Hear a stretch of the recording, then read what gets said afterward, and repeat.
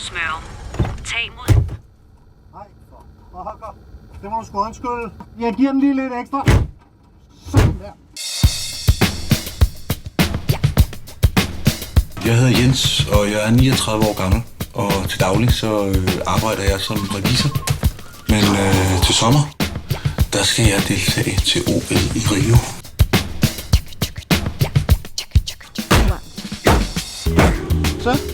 Så er den bule forsikret. Her er mit nummer. Jeg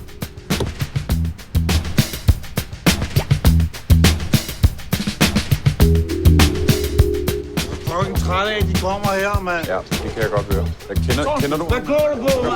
Han er helt væk der fra lige afstand, tak. Prøv at lige min lejlighed. Ja.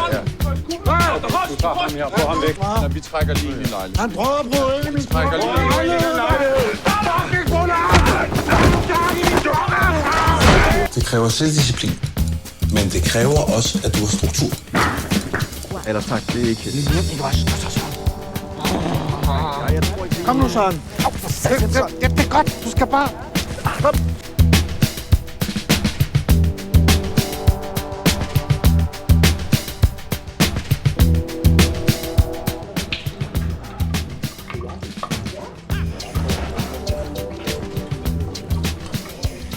Du har ikke sagt noget til Lars, hva'?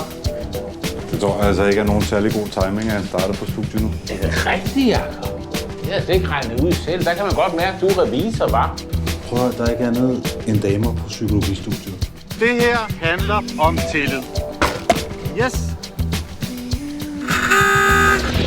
Der kommer tilliden med 250 km i timen. Og I løber, jamen.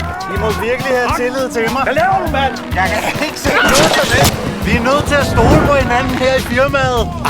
Det er lige over grænsen. Lars, det er jo lidt usædvanligt at blive medejer af et firma, der har så stort underskud. Ja, det kan jeg forstå.